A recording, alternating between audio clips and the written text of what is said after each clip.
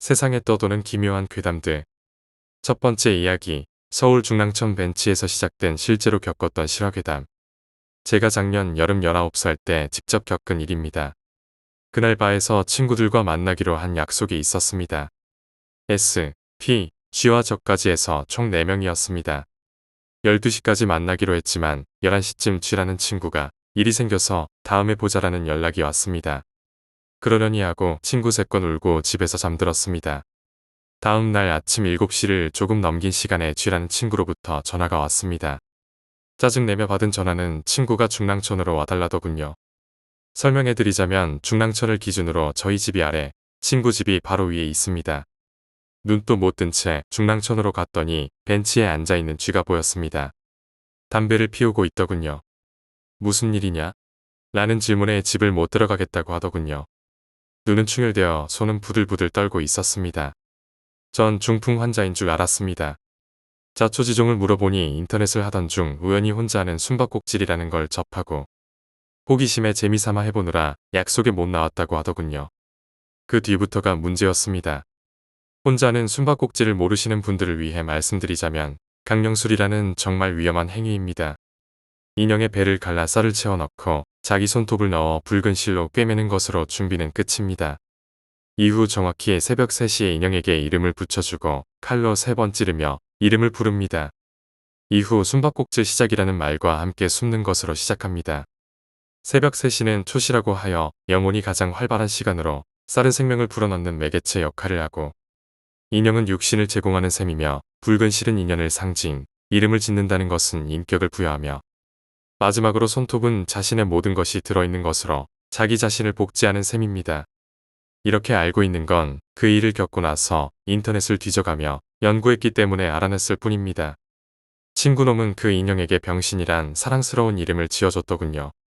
게임 시작과 함께 모든 불을 끄고 TV만 켜둔 채로 장롱 속에 숨어 30분을 기다렸답니다. 이 글을 접하시는 대다수 분들이 안 믿으실 거라고 생각합니다. 여기까진 그 생각이 맞습니다. 하지만 그 뒤가 문제였습니다. 아무 반응이 없었기 때문에 숨바꼭질은 개뿔이라고 생각하며 나오려던 친구 핸드폰으로 전화 한 통이 왔습니다. 정말 어이없지만 핸드폰 번호는 자신의 번호였고 받자마자 끊기더랍니다. 기록은 저도 확인했기에 아무런 대꾸도 할 수 없었고 소름까지 끼치더군요. 그 이후 TV 소리가 혼자서 올라갔다 내려갔다를 반복하며 혼자 채널까지 돌아가더랍니다. 그 전화를 받고선 30분가량을 더 장롱 속에 굳어 있었답니다. 그리고 거실에선 바닥을 사그락하는 소리가 나기 시작했고요. 더는 못 버티겠다는 생각에 게임을 끝내려고 하는 생각으로 화장실 선반 위 인형을 불로 태웠다고 하더군요. 그리고 그 이후부터는 기억이 없더랍니다. 그리고 어찌어찌 하다 보니 앉아있는 곳이 중랑천 벤치 위라고 하더군요.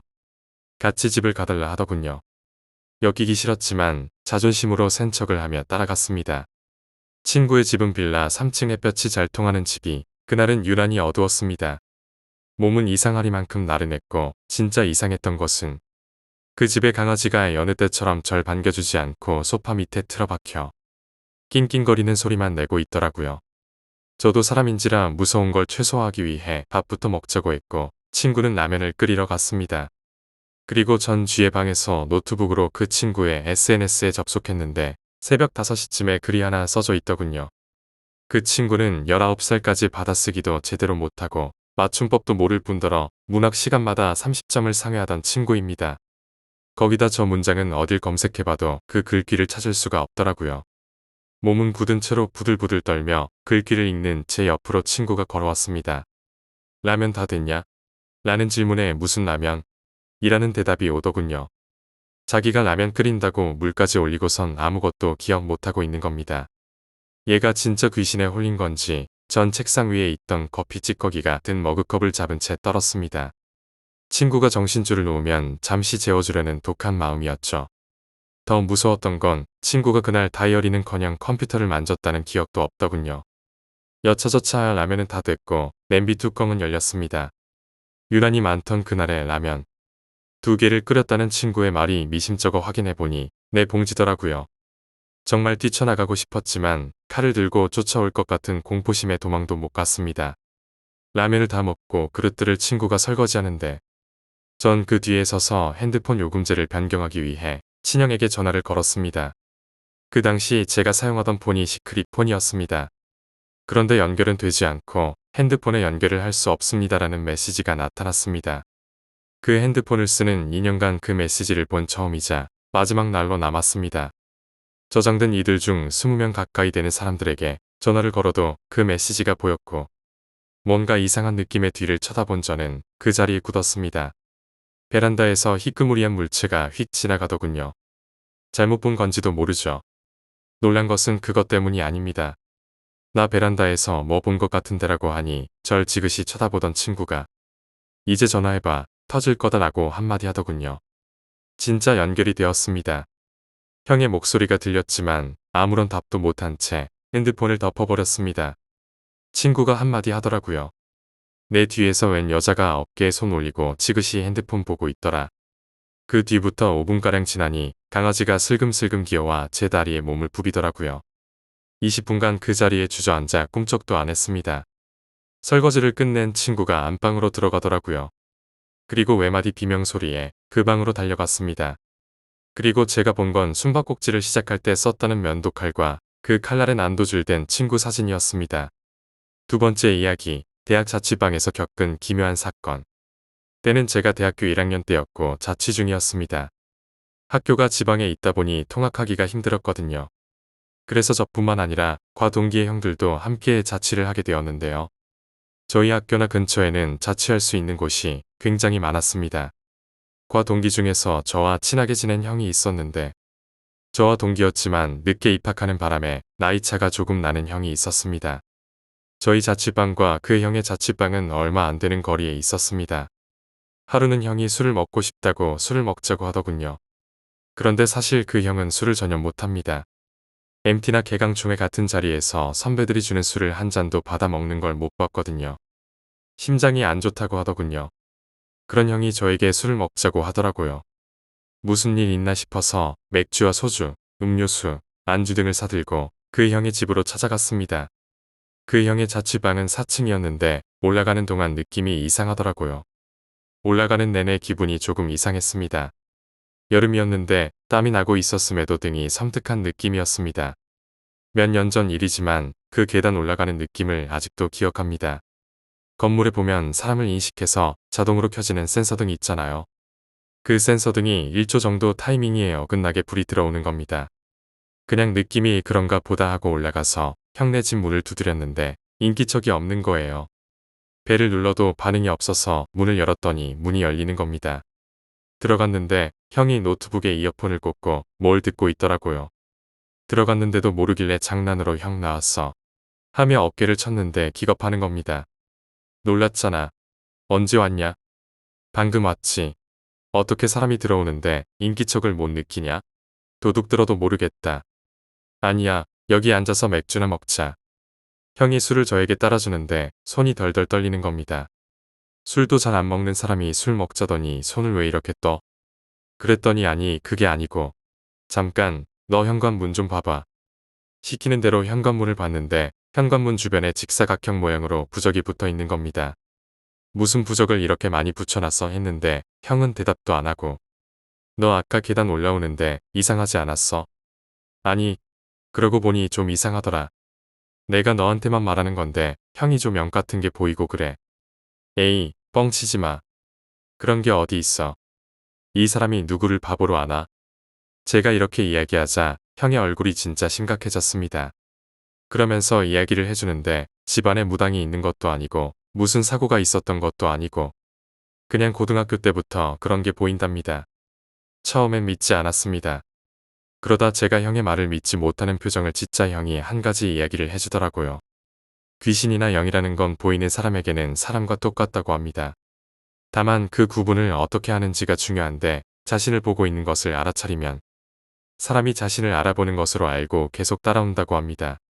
만약 무시하고 지나치거나 안 보이는 것처럼 행동하면 따라오지 않고 그 자리에 서 있는다고 합니다. 지나가는 사람들마다 그렇게 행동한다고 합니다. 물론 영마다 다를 수 있겠지만 특히 사람이 많은 곳에 가면 더 헷갈린다고 합니다. 제가 믿든 믿지 않든 간에 믿게 된 중요한 사건은 이 이야기입니다. 고등학교 때 형이 여자친구를 사귀었는데 대학생 누나와 사귀었다고 했습니다. 과외를 해주던 누나를 만나서 잘 사귀는데 대학로에 한번 같이 데이트를 갔다고 합니다. 함께 손을 잡고 길을 가는데 어떤 할머니가 형에게 길을 물어보더랍니다. 여기서 이렇게 가려고 하는데 잘 모르겠다고 했더니 형은 잘 모르겠다고 하고 그냥 길을 갔다고 합니다. 그런데 옆에 있던 여자친구가 저 멀리 뒤에서 놀란 얼굴로 형을 쳐다보고 있더래요. 형이 왜 그러냐고 무슨 일 있냐고 물었더니 너 지금 누구랑 대화한 거야? 라고 하더래요. 그 누나가 보기엔 이 형이 아무도 없는 곳에 대고 이야기한 거죠. 저는 그 말을 듣자마자 소름이 돋았습니다. 억지로 웃으며 거짓말하지 말라고 지어낸 거 아니냐고 했더니 형이 막상 욕을 하더군요. 알았어 하고 그만 듣고 싶은데 형이 그러는 겁니다. 너 내가 왜 귀에 이어폰 꽂고 누가 들어오는지도 모르고 있었는지 아냐? 아니, 모르겠는데 그냥 영화 보고 있던 거 아냐? 우리 집 앞에 지금 꼬마애 하나 있어. 여기 오피스텔 1층부터 5층까지 맨날 왔다 갔다 한다. 이 말 듣는 순간 진짜 미치는 줄 알았습니다.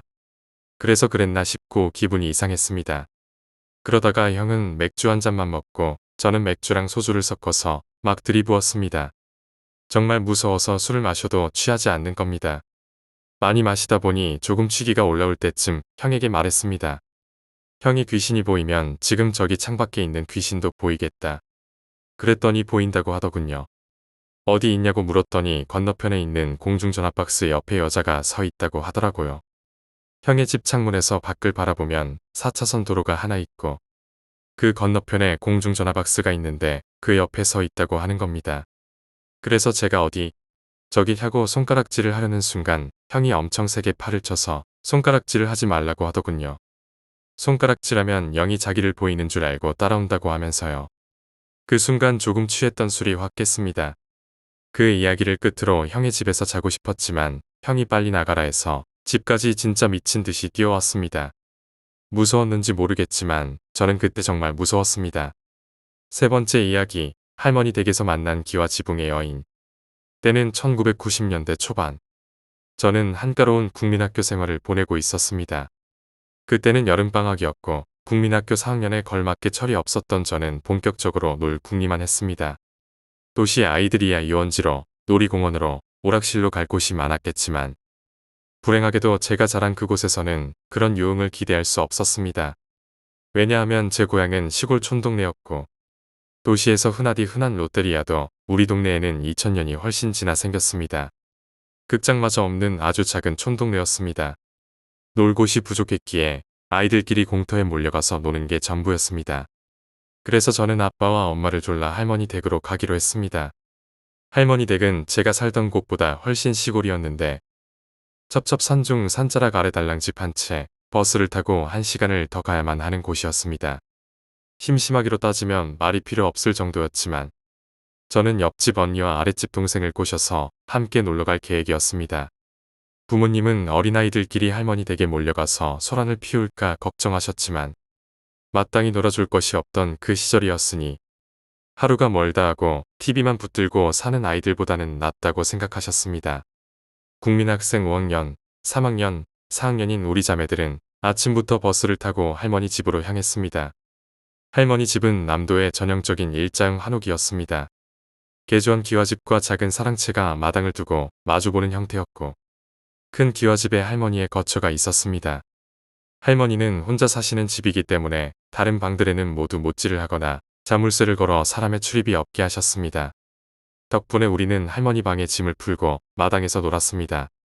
고삐 풀린 망아지처럼 빨간 고무대야에 물을 받아 수영도 하고 고무줄 놀이도 하고 감도 따먹으며 시간을 보냈습니다. 그런데 해가 어둑어둑 넘어가자 할머니께서는 교회에 가야 한다며 채비를 하셨습니다. 할머니 집 마당에서 아랫동네 쪽을 바라보면 교회의 십자가 철탑이 아득하게 보일 정도로 먼 거리였던 걸로 기억납니다. 우리는 할머니가 언제 가셨는지도 모르고 놀았습니다. 시골의 밤은 순식간에 찾아들었고 더 이상 마당에서 놀 수 없을 만큼 어두워지자 우리는 방으로 들어가 본격적으로 베개 싸움을 하며 놀았습니다. 할머니께서는 집을 나서면서 밥 차려놨으니까 밥 먹고 놀아라 라고 당부하셨지만 우리는 말도 안 듣는 국민학생이었으므로 금세 잊고 놀았습니다. 한참을 놀았을까 방문 안으로 하얀 연기가 스멀스멀 새어들어오고 있었습니다.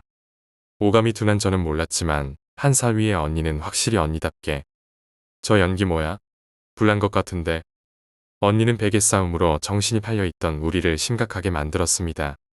실제로 그 연기가 어느새 그 좁은 방을 가득 채웠고 지금이라면 창문을 열고 나올 생각을 하겠지만 어린 우리들은 상황 판단이 느렸으므로 셋이서 부둥켜 안고 훌쩍이기 시작했습니다. 연기 때문에 콧물도 나고 침도 나고 구토 증상까지 일어났습니다. 그 와중에 언니가 큰 용기를 내서 방문을 벌컥 열고 소리쳤습니다. 우리는 전쟁 영화에서나 볼 수 있는 특공대처럼 눈썹을 휘날리며 집 밖으로 뛰쳐나갔습니다. 나가면서 보니 부엌 가스레인지에서 무언가 타고 있었고 냄비가 녹아내리며 가스레인지 주변 벽지마저 조금씩 타들어가고 있었습니다. 우리는 집 마당 수도가에서 얼굴을 씻고 대성통곡을 했습니다. 귀신을 본 것은 그때였습니다. 눈물 콧물 질질 짜며 서로 괜찮아, 괜찮아 이렇게 연발하며 외치고 있는데 상황에 맞지 않게 여름 밤하늘이 참으로 환한 느낌이 들었습니다. 고개를 들어 맞은편 사랑채의 기와 지붕을 보니 하얀 한복을 입은 여자가 치렁치렁 긴 머리를 휘날리며 춤을 추고 있었습니다. 그리고 눈이 마주치자 살포시 앉더니 명절에 여자들이 작은 절 올리듯 무릎 한쪽은 고추 세우고 양손은 바닥을 짚고 고개는 우리를 향해 앉아 있었습니다.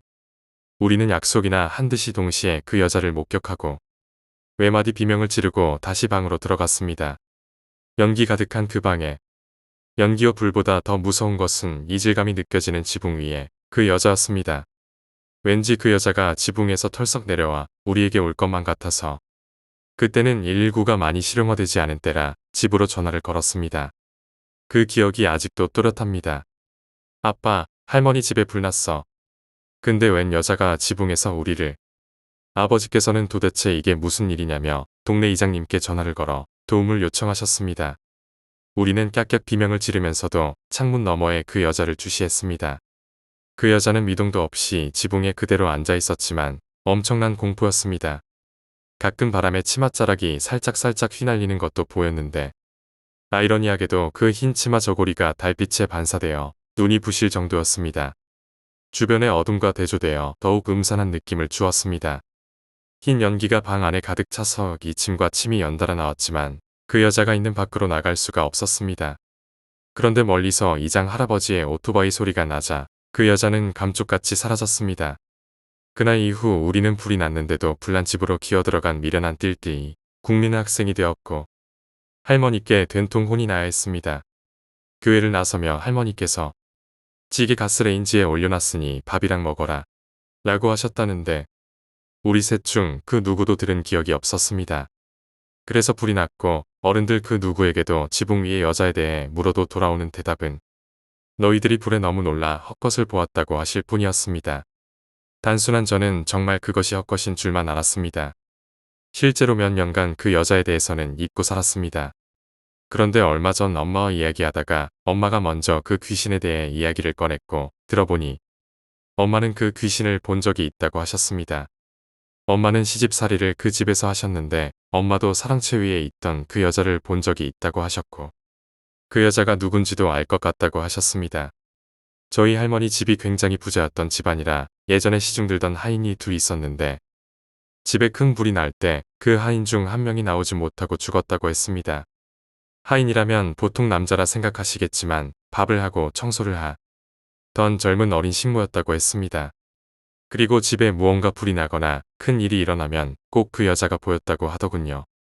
네 번째 이야기, 아파트에서 만난 소복 귀신. 나는 영적으로 발달하지 않았다. 그렇다고 거위에 자주 눌리는 사람도 아니다. 그저 가끔씩 뒤통수가 서늘해지며 누가 지켜보고 있는 건 아닌가 하는 무서움에 떠는 수준의 평범한 19살이다. 사실 나는 귀신보다도 당시 부모님과 떨어져 막 대학생이 된 친오빠와 따로 나와 살고 있었기 때문에 강도나 도둑에 대한 두려움이 더 컸다. 그러면서 친구들이 가위 눌린 이야기나 귀신 본 이야기를 하면 어른스러운 척하면서 다 필요 없다. 사람이 제일 무서워라고 대답하곤 했다. 그리고 그것이 아니란 것을 얼마 지나지 않아 알게 되었다. 여름방학이었다. 오빠는 대학교 1학년이었던 만큼 누구보다도 바빠서 놀다 들어오곤 하면 아주 늦게 들어오는 경우가 태반이었다. 어느 무더운 여름밤. 난 당시 거의 혼자 지내서 그런지 조금 무서운 마음에 집에 방문이란 방문을 다 열어놓는 습관이 있었다. 그리고 에어컨을 싫어해서 주로 창문만 열어뒀다. 우리 집은 전부 이중창이었다. 그런데 창문을 여는 것만으로는 집이 시원해지지 않았고 오히려 모기가 엄청 들어왔다. 별 수 없이 에어컨을 켜고 이 방 저 방 돌아다니며 창문을 닫았다. 방마다 창문이 있고 거실과 주방의 창문까지 이중창 모두 닫으려니 그렇게 귀찮을 수가 없었다. 나는 그냥 맨 바깥에 있는 투명 창만 닫고 반투명 유리창은 내버려 뒀다. 그게 바로 화근이었다. 옛날부터 나는 창문이라던가 반쯤 열린 문틈을 무서워했는데 그날은 개의치 않고 컴퓨터 하다가 자려고 누웠다. 참고로 내 방이 많이 넓다. 피아노와 화장대, 책상, 책장, 침대 모든 게 들어가고도 방 중앙에 공간이 많이 남아서 보통 거기에 두꺼운 침대 시트를 깔아놓고 앉아서 놀곤 했다. 방 안이 넓어서 빈 공간이 있는 건 좋은 것만은 아니었다. 늘 찜찜했던 공간이 유난히 신경 쓰였다. 침대에 누워 화장대에 놓인 시계를 보니 새벽 2시쯤 뭔가 싸늘한 기분이 들었다. 아무 일도 일어나지 않았는데 그렇게 무서운 기분이 드는 것은 처음이었다. 어느 정도냐면 누워있는데 종아리까지 부들부들 떨렸다. 나는 모든 방에 불을 하나도 끄지 않고 모두 켜놓고 다시 침대에 누웠다. 에어컨 때문이겠지. 찬바람 때문에 추워서 그런 거야 하고 생각하는데 괜히 식스센스에서 귀신이 나오면 추워진다는 이야기가 문득 스쳐 지나갔다. 속으로 그 영화를 탓하며 발을 이불 속으로 집어넣었다. 왠지 내가 무섭다고 느끼는 것을 인정하면 죽을 만큼 무서워질 것 같았다. 그래서 그냥 일상적인 생각을 해보자고 노력하며 친구에게 전화해서 왜 여태 안 자냐는 둥 학원 숙제는 다 했냐는 둥 이야기를 하고 끊었지만 오빠는 아직 돌아오지 않았다. 나는 괜히 더 무서워졌다. 문득 내 방의 창밖을 봤을 때 하얀 무언가가 보였다. 나는 별 생각 없이 고개를 돌리고 다시 휴대폰을 집어들었다. 그 하얀 것은 아마도 창문에 걸린 커튼이 비친 걸 것이라고 생각하려고 했었다.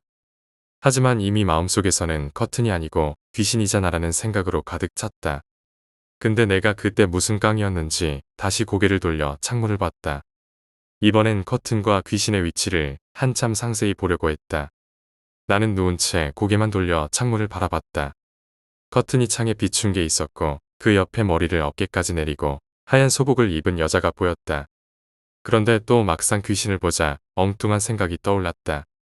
귀신은 좀 더 일상적인 옷을 입고 있을 거라 생각했는데 너무 옛날 귀신 아닌가? 라는 생각까지 했다. 그냥 내 편견과 귀신에 대한 이미지가 만든 화상일 거라 생각했다.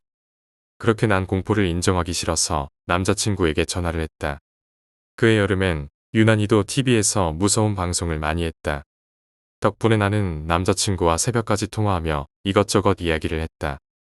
그러다가 문득 남자친구가 장난으로 귀신은 원래 새벽 2시에서 5시 사이에 나온대 라고 했고 나는 무서웠지만 당당하게 받아치고 싶어서 지금 네 어깨에 고모할머니 엎여 계신다 라고 했더니 오히려 남자친구가 무섭다고 그만하자고 했다. 그렇게 전화를 끊기 바로 직전 남자친구가 네 방 창문에 귀신 들러붙어 있다 라고 하고 뚝 전화가 끊겼다. 그제서야 난 왜 도망을 안 가고 여기서 이러고 있는 거지 라는 생각이 났다. 그제서야 도망가려 했지만 엄두가 안 났고 다리는 마비된 듯 움직이지도 않았다. 그리고 이제 진짜 마지막이라 생각하며 창밖을 봤다. 여자의 눈과 입술이 보이지 않았다. 방범창 사이에서였다. 그 창살에 가려진 여자의 눈과 입술을 확인하고 싶어 뚫어져라 쳐다봤다. 마지막 확인한 뒤 나는 휴대폰만 들고 뛰어나갔다. 근데 현관문을 박차고 나가서 아무도 없는 골목길을 미친 듯이 달려서 오빠가 있다는 집 근처에 PC방으로 들어갔다. 문을 벌컥 열고 오빠를 무조건 끌고 나왔다. 오빠는 게임하다 말고 왜 이러나 싶어서 따라 나왔고 오빠에게 귀신을 봤다는 이야기를 했다. 하지만 오빠는 믿지 않았고 게임 마무리해야 한다며 1시간만 기다리라고 했다. 죽이고 싶은 오빠를 뒤로하고 편의점에서 1시간가량을 핸드폰을 만지며 기다렸다. 그리고 1시간 뒤 오빠와 오빠 친구가 내려왔고 다 함께 집으로 가서 확인했지만 커튼은 창문에 비춘 채 아무것도 없었다. 나는 내가 3번이나 확인했던 걸 일부러 잊어버린 첫 커튼이라 결론을 내렸다. 하지만 오빠가 너 귀신 봤다며? 아니 그냥 커튼이었나 봐. 라고 했고 그 일이 있고 일주일간 나는 뭔지 모를 오기 때문에 창문을 그대로 둔 채 지냈다. 창문을 닫으면 내가 본 게 귀신이란 걸로 확정 짓는 것 같아서다. 그리고 하루는 컴퓨터 방에서 놀고 있는데 오빠가 친구와 새벽 1시 반에 들어왔다. 그래서 인사를 했더니 친오빠가 그 오빠한테 내 동생은 방에서 귀신 봤대. 너도 본 적 있냐? 라고 물었고 그 오빠는 진지한 얼굴로 하긴 나도 너네 집 골목을 시계추처럼 왔다 갔다 하는 애 많이 봤다. 그 이야기를 듣는데 소름이 돋았다. 내 방 창문은 골목 쪽이었다. 네가 본 귀신 어떤 건지 기억나? 라며 오빠 친구가 나에게 다시 한번 물었고 나는 맘속으로 커튼이라고 생각했던 걸 잊고 머리가 한 이 정도 오고 소복 입은 여자인데 얼굴이 엄청 빨갛고 눈은 못 봤어요. 그 오빠는 고개를 끄덕이더니 어떡하냐? 내가 본 애 맞는 것 같은데. 나는 더 이상 그 이야기를 듣기 싫어 급하게 마무리하고 컴퓨터 방으로 쏙 들어가서 게임하고 있었다. 그러다가 한 새벽 2시가 되었고 왠지 모를 불길함이 느껴졌다. 그리고 갑자기 거실 쪽이 소란스러웠고 오빠와 오빠 친구가 불안한 표정으로 컴퓨터 방으로 들어왔다. 그리고는 갑자기 오빠 친구가 내 머리를 끌어당기더니 컴퓨터 방의 창문 쪽을 보게 했다. 그리고 물었다. 뭐 안 보여? 너 지금 밖에 뭐 보여 안 보여? 하고 소리를 질렀다. 하지만 아무것도 안 보였기 때문에 아무것도 안 보이는데요? 라고 했더니 대답도 하지 않고 별말 없이 오빠와 밖으로 나갔다. 그리고 곧이어 집에 간다며 현관으로 나섰고 신발끈을 묶으며 나에게 말했다. 무서우면 너네 오빠랑 같이 자 알겠지? 어이가 없었다. 아무리 무서워도 이 나이에 오빠랑 같이 침대에 눕다니. 나는 그 오빠에게 인사하고 방으로 들어가려 하는데 친오빠가 이거 제가 너 무서워할 거라면서 말하지 말랬는데 어차피 너도 무서운 마음보다 호기심이 더 크지 않냐? 그러니까 말해줄게. 이렇게 자기 마음대로 결론을 내고 이야기를 시작했다. 내 친구가 본 그 여자 귀신 자기가 이 동네에 이사 왔을 때부터 있던 귀신이래. 그리고 네 또래인데 보통 내 친구랑 눈이 마주치면 귀신이 먼저 피한다는데 그 애는 늘 자기를 노려보더래. 그리고 걔가 평소처럼 그러니까 네 방 앞으로 해서 왔다 갔다 하는데 너랑 눈이 마주친 이후로 더욱더 자주 여기 오는 것 같대. 그 이야기를 듣고 나니 그날 눈을 보고 싶어서 빤히 쳐다본 게 귀신이랑 눈이 마주친 것 같았다. 그리고 그날 이후로도 계속 창문을 열어뒀는데 매일 이 시간에 와서 날 지켜보고 있었다고 했다. 그리고 사실 아까 내가 컴퓨터 방에 있을 때 내가 그냥 내 방 문지방에서 통통 뛰면서 내 동생이 여기서 귀신을 봤단 말이야. 나도 보고 싶은데 이렇게 장난식으로 이야기하면서 통통 뛰고 있었는데 친구가 갑자기 거실에 앉아 있다가 내 쪽을 쳐다보면서 욕을 하는 거야. 난 나한테 하는 줄 알고 같이 욕하려고 했는데 아니더라. 내 방 창문 쪽을 보면서 하더라고. 진짜 소름이 쫙 돋더라니까. 근데도 친구는 계속 뭘 꼬라봐. 당장 꺼져 하고 욕하더니 갑자기 내가 있는 컴퓨터 방으로 가더라. 그리고는 아까 너한테 한 것처럼 이야기를 하더라. 근데 걔가 나가면서 나한테 그랬어. 내 눈 바로 앞에 귀신이 있었대. 그러니까 그 걔가 하는 말은 그 귀신이 너 보려고 일주일 동안 매일 왔는데 오늘 내 친구가 꺼지라고 하니까 너 찾으러 반바퀴 휙 돌아서 너 있는 컴퓨터 방까지 간 거지. 이렇게 말하는 오빠 이야기는 더 이상 듣기지 않았고 정말적인 심정으로 물었다. 걔 좀 어떻게 쫓아낼 방법은 없대. 그리고 그 오빤 뭔데 그런 게 자꾸 보여? 걔는 몰라. 어렸을 때부터 그런 게 보였대. 그리고 내가 아까 친구한테 내가 좀 그 귀신 쫓아보라니까. 보통은 자기랑 눈 마주치면 알아서 비킨다는데 내 방에 붙은 애는 꿈쩍도 안 한대. 근데 방 안에는 안 들어오잖아 뭐 어때. 그러고 보니 그랬다. 그 오빠는 항상 우리 집에 놀러 오면 내가 인사를 해도 대충 대답하고 늘 시선은 다른 곳으로 향해 있었다. 그래서 난 오빠에게 그 오빠 뭔가 기분 나쁘다며 자주 말하곤 했다. 하여튼 나는 그런 말까지 듣고 도저히 내 방에서 살 수가 없었다. 그런데 오빠가 갑자기 내 방으로 들어가서 침대에 눕더니 창밖을 바라봤다. 내가 여기서 뭘 봤다 이거지? 난 왜 안 보이냐? 근데 정확히 어디서 본 거야? 하고 묻길래 나도 모르게 오빠 옆에 누워서 말했다. 그러니까 저기 두 번째 창살이랑 세 번째 창살 있지? 그 말을 더 이어가려는 순간 입안에 비명이 맴돌고 차마 밖으로는 터져 나오지 않았다. 내가 말하고 있는 동안 그애, 바로 그 여자 귀신이 천천히 창문 쪽으로 머리를 내밀고 있었다. 입가에 미소를 띈 채 나는 말을 하다 말고 컴퓨터 방으로 도망쳤다. 그리고 정신없이 테트리스에 몰입하는 척했다. 그 일이 있고 내 방은 거의 폐쇄되었다. 한 달 동안 그 방에 들어가지 않았다.